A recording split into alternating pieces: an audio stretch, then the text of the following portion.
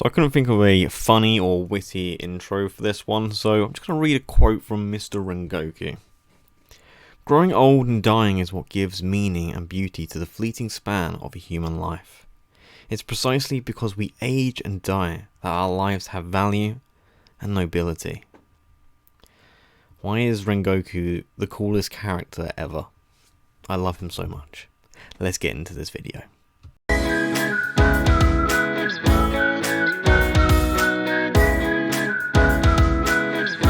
Hello everyone and welcome to IMRT Reviews. IMRT, and today we're doing a Masterpiece Collection review. It's been a very long time. The last one was Guardians of the Galaxy Volume 2 and that was a very long time ago. And today we're reviewing Demon Slayer, the movie, a Mugen Train. This film is something special and I've wanted to talk about it ever since I rewatched it, and we're finally going to talk about it. So let's get straight into it. Just a quick disclaimer, as it has been a while since I've done one of these, I do talk spoilers in this review, so if you haven't seen Demon Slayer the movie, click off now, that is your warning. So Demon Slayer is one of my favourite shows of all time. I will say that for definite. It's been incredible from season 1 to this movie to where season 2 is at now. I watched the latest episode the other day, I think that would have been episode 6, and wow. That episode was incredible, and ever since I rewatched Demon Slayer the movie, I wanted to do a review in my Masterpiece Collection because I thought it was that good. And the movie follows straight off from season 1, so you just plunge straight into the deep end. There's no set up for the characters for people that haven't seen the show before. We're just straight in there. This movie is for Demon Slayer fans, and I'm so thankful they did that. They just took the time to flesh out these characters even more, didn't, go back and retell things, and that was amazing for me. So we start the film with our three heroes, Tanjiro, Inosuke, and Zenitsu. Obviously, we've got Nezuko in the box behind Tanjiro as well, so 4 heroes. And they get on the train and they go in search for Rengoku. And we're greeted by him, he's going, "Tasty!" which is one of the funniest things, I don't know why, I just love it. And we're introduced to a Hashira. This is not the first time, we've seen a Hashira, but this is the first time we spend a lot of time with a Hashira in this movie, and Rengoku, or what a character. He's easily now one of my favourite characters of all time. I don't know why, I just think he's super cool, and we'll talk about how they set him up. So a Hashira is the highest rank in the Demon Slayer Corps, and you'd expect them to be super powerful, which they are. So they set up Rengoku in this movie to be extremely powerful, with him dispatching 2 pretty normal demons early on with 1 stroke each, which was absolutely epic. You've got this beautiful art style, like animation on the screen with the flames, and this film is beautiful, and he just cuts the head off immediately. And I'm like, whoa, that would have taken Tanjiro a bit of time. Rengoku's just like, let me just, shing, gone. I was like, jeez, okay, Rengoku's pretty cool. And this sets up for the big conflict at the end of the film where Akaza and Rengoku fight. Because when you understand how powerful Rengoku is, when Akaza's putting up a fight and besting him, you're really like, okay, this is the power of the upper rank demons, and it's very scary.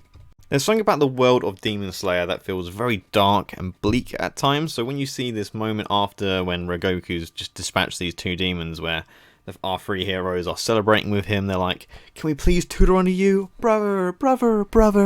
I'm like, ah, it adds a sweet innocence to the world and adds a bit of hope and appreciation for all the life around them. And I love moments like that where you get to just see, the happiness in this world, and that is so dark and bleak. And they're the moments where I'm like, okay, this show is something special. Something like, okay, I'm not comparing Demon Slayer to Harry Potter, but when you see the magic in Harry Potter in the really dark times, it just adds a bit of hope. And when you see like moments like that for Tanjiro and the other 2 with Rengoku, and they're very happy, it just adds a little bit of hope into this world, and that is something that's really special. After that epic action, the lower ranks demons' powers take hold and our heroes are sent to sleep and put in these dreamlike states where the film slows down quite a bit and fleshes out 2 key characters, Tanjiro and Rengoku, and then balances out the heavy hitting stuff in their dreams with some comedic dreams with Inosuke and Zenitsu, which is very clever, because if it was just how, you know, everything was as deep as it is in the Tanjiro and Rengoku ones, I'd be like, hey, it's quite a somber movie. It's quite sad, but luckily they have that comedic relief where you don't feel like crying afterwards. So that's very clever of them to do that, and they really do flesh out the characters of Tanjiro and Rengoku in these dream sequences. This scene right here is the key moment for Rengoku that sets up everything for him and tells us everything we need to know about his character, where he's in his dreams, flashback type world, where he's trying to seek validation from his father and doesn't get any. He's told that he's talentless, worthless, and life will amount to nothing, just like his father's, which is untrue, as we all know. And he, comforts his brother, shows how lovely he is as a human. Pure of heart, brave, and despite his circumstances, he, didn't let that affect him, didn't let that change his trajectory in life, and that sets up everything, the lesson of Rengoku, where he's like, set your heart ablaze, don't wallow in grief or self-pity, just keep going, keep trying. And it's a beautiful message. It's a beautiful moment to see Rengoku, hugging his brother, telling him everything's gonna be okay. And this is why this movie's so great. They don't just have these characters that can do cool things. They flesh out these characters that can do cool things. So we care about them. And wow, the world of Demon Slayer, the characters in it are phenomenal. And now the next thing I want to talk about in particular is the moment we see Tanjiro's soul, when this person's going to try and destroy his spiritual core. And the person cuts open out of the dream. He walks out. He's like, oh my god. This is his soul. This place is beautiful. It just shows how kind Tanjiro is visually, and I loved it. I was like, this is incredible. So we know Tanjiro is, an amazing human being. We know he's super kind, and seeing that visually represented, it's beautiful. It's absolutely beautiful. And whilst all this is going on, by the way, so the Rengoku scene and this Tanjiro scene, there's some of the most beautiful piano music I've ever heard in my entire life playing. That just hits you right here. I'm like, jeez. Can we just go back to Zenitsu, talk to Nezuko, because I need to laugh. Because this film's making me feel stuff. It's Demon Slayer. Watch it. The show and the film. Immediately. So after these beautiful dream sequences that kind of set you down, ready for this movie, the movie's like, it's time to kick in the 6th gear, and Tanjiro wakes up. How does he wake up? He kills himself. He takes the blade to his neck and he kills himself, not knowing if he would wake up, and that just shows the strength of Tanjiro. This show is so epic.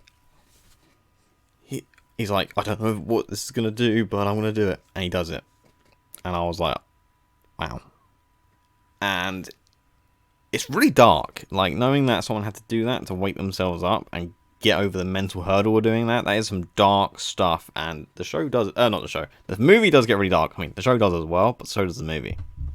And after this, it just gets even more dark, because Tanjiro is going after the lower ranked demon. He's like, come on, it's Avit, and the lower ranked demon's putting him to sleep, and then he's showing him these nightmares instead of, this blissful world, trying to keep him in the dream, showing these nightmares to mentally affect him this time. So he's showing his family being butchered, his family going, you could have saved us, blaming him for their deaths, and that is scary mentally for Tanjiro. And every single time, he's put to sleep about 8 times, he has to keep killing himself over and over again, and that is some powerful and dark stuff. And I'm like, okay, I'm here for this.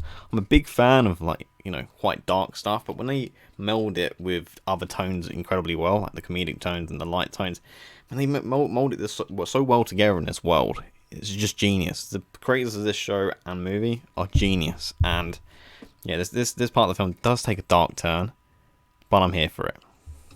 Now, I know I've been fanboying out and just talking about specific scenes that really affected me at the moment so far, but I want to talk about the filmmaking a little bit now as well. And first of all, the animation is some of the best animation I've ever seen. When Tanjiro's doing his attacks, or anyone's doing their attacks, you can see the water movements or the fire movements for Rengoku, or when I can't remember the name of the style, or I can't say everything, I'm sorry. Tanjiro's new fighting style, I'm like, okay, this is beautiful. And you get to see Rengoku take his stance and the fire around him. It's just insane. As I've already said, the music is something insane. It's just, hold on.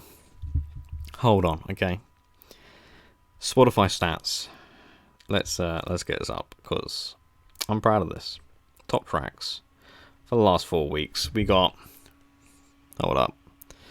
Rengoku theme #1, Zenitsu theme #2, Burn Butcher Burn, The Witcher 2, Hashira theme, Rengoku vs Akaza Final Fight. I've been listening to the soundtrack unbelievable amounts for the last 4 weeks on Spotify because it's unbelievably good. And the dub, the voice actors are extremely good. Sometimes the dub can be terrible, and then you have to watch, the Japanese version, but I can watch either version and be happy. I actually prefer the voice for Inosuke in the English version a lot more than I do the Japanese version as well.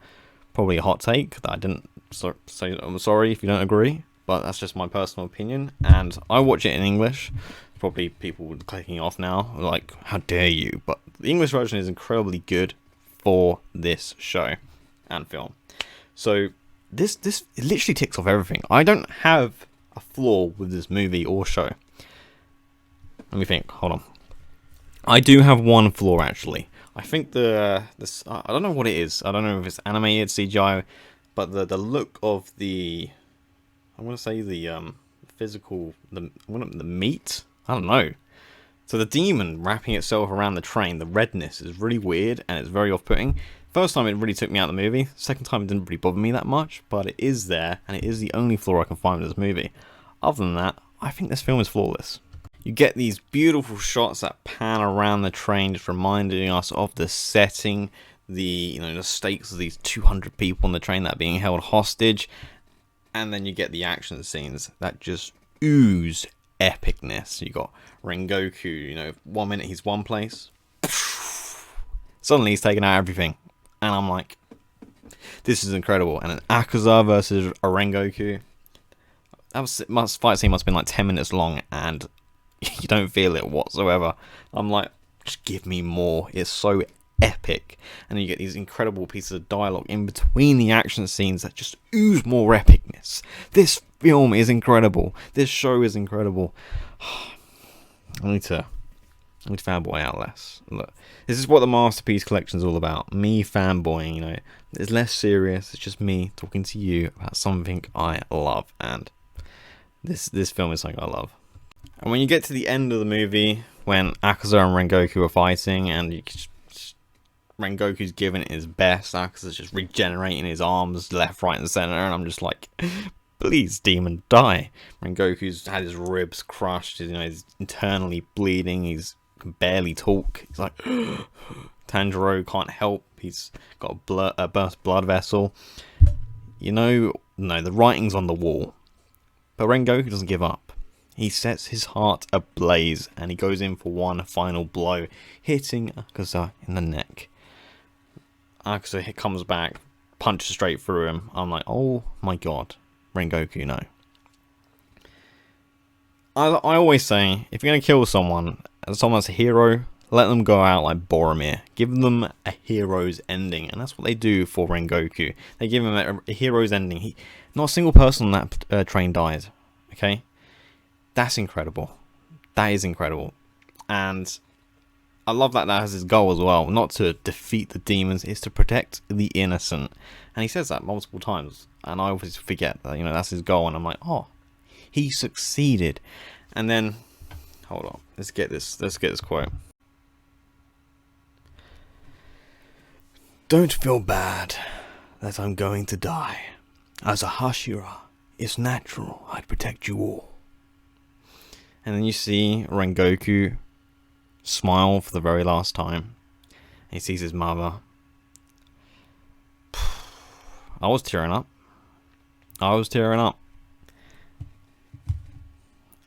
And you get Tanjiro's screams and cries and his words.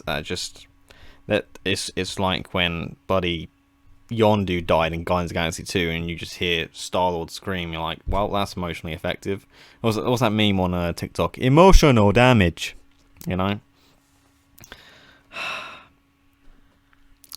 Rengoku died a hero. He got his Boromir death.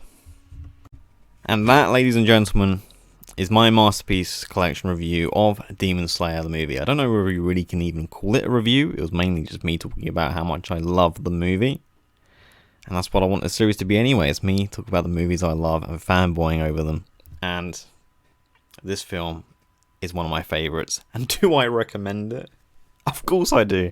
I recommend everything in this series for you to watch. Obviously, I recommend that you check out the show beforehand. And if you have watched this review and not watched anything before, of Demon Slayer beforehand, I hope I haven't. I hope that spoilers don't dissuade you and you do check it out, as it is one of the best pieces of entertainment out there today.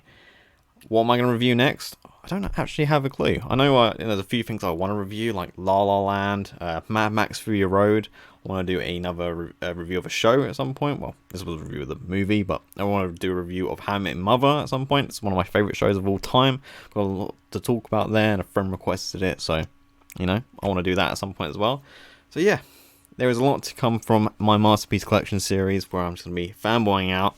I hope you do enjoy this type of content, because I enjoy recording it. And if you did like it, please give it a like, please subscribe, and I'll see you next time. Oh, and let me know if you've seen the Demon Slayer movie, just let me know down in the comments below. Just tell me your thoughts. Tell me what you like as well. What do you like? What's in your Masterpiece Collection? Let me know down in the comments below. I'll see you next time.